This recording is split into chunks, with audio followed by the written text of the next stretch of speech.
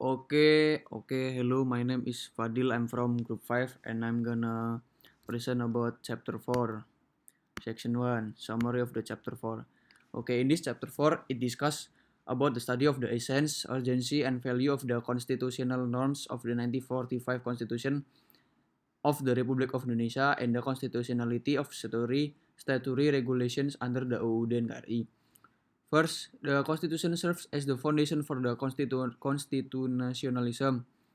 The foundation of the constitutionalism itself is a foundation based on the Constitution, both the Constitution in the broad sense and the Constitution in the narrow sense. Constitution in the broad sense includes basic laws, organic laws, and other statutory regulations, and also conventions. The Constitution is in a narrow sense is in the form of a constitutional law, according to Astim Rianto in year 2009. Second one is the function of the Constitution is to limit the authority of the government in such a way that the exercise of its authority is not arbitrary, according to Taib and Al-Midi 1999. The third one is the Constitution has functions such as to limit or control the authority of the ruler, to limit the to provide a framework for the legal basis for the change in society described in the next stage, to serve as the basis for the state administration according to a certain constitutional system which is upheld by all its citizens, to guarantee the human rights of citizens, or we call HAM. The Constitution can be in the form of a written basic law, which is commonly called a constitutional law, and it can be also not written. There are two kinds of definitions of the Constitution, namely the Constitution in a narrow sense and the Constitution in a broad sense.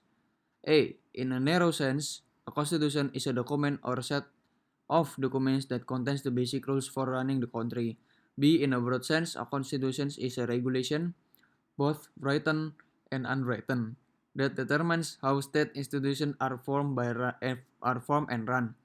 It can be said that the purpose of making a constitution is to regulate the course of power by limiting it through regulations to avoid the abuse by the authorities against the people and to provide direction to the authorities to realize the goals of the country. Therefore, in essence, the Indonesian Constitution aims as a tool to achieve the state's goals based on the values of Pancasila as the national principle.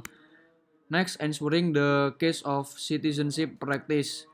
The question is find the laws as the implementation of these provisions. Analyze does the content of the law truly define the meaning of the provisions in the 1945 Constitution of the Republic of Indonesia. So what I choose is Article 34 of the 1945 Constitution. What Article 34 said is the first one, impoverished persons and abandoned children shall be taken care by the state. The state shall develop a system of social security for all the people and shall empower the inadequate and underprivileged in society in accordance with human dignity. The state shall have the obligation to provide sufficient medical and public service facilities. Further provisions in relation to the implementation of this article shall be regulated by law. The meaning of Article 34, paragraph 1 is impoverished persons and abandoned children are cared by the state, meaning all Indonesian residents which are included in the category of needed and neglected children must be assisted by the government. The government is obliged to think about its poor people and neglected children to be able or work, be self to work or be self-employed in order to earn income for their daily needs, with the hope of being independent and free from dependence on the government's assistance. Do not let poverty in this country become an endless problem. However, in practice, the government rule, as written in Article 34, paragraph 1, the Republic of Indonesia states that the poor people and neglected children are cared for by the state, and the existence of the child protection law does not appear to have been well realized. In reality, there are many facts that children do not always get their rights completely. Many of them do not get proper education and protection. Obviously, the children and the education are two things that are closely related.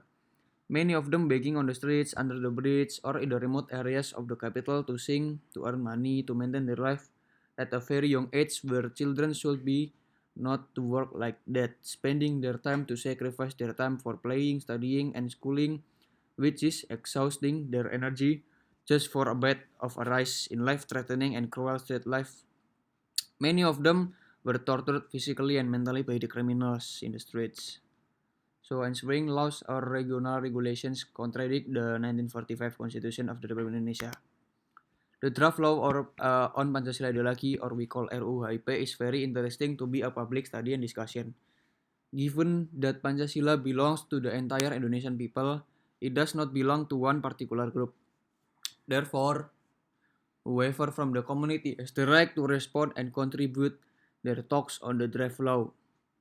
Within a period of 5 months since the circulation of the draft of academic paper and draft law, or RUU-HIP, dated April 26, 2020, through social media, it has drawn a big reaction from the public in the form of rejections and serious response. Even in June, there were many scientific activities and discussions to dissect the RUU-HIP by online. This phenomenon broke the record of a controversial draft law with a very fast response from the public. Based on the background of the formation of the RUU-HIP, it can be seen that the motivation for the formation of the draft law is the subjective view of the legislative institution of or the PRRI on the current condition of Indonesian people. Regarding the polemic of the draft law on HIP, there are 4 legal notes. First one, Pancasila is the source of all source. Second one, the draft law on HIP is potential to cause conflict of norms and even clash between prevailing norms. The third one, the draft law on HIP is potential to cause confusion in testing the legislation. The fourth one is the draft law on HIP negated the existence of the TAP MPRS number 25 1966. And this is the reference, and thank you.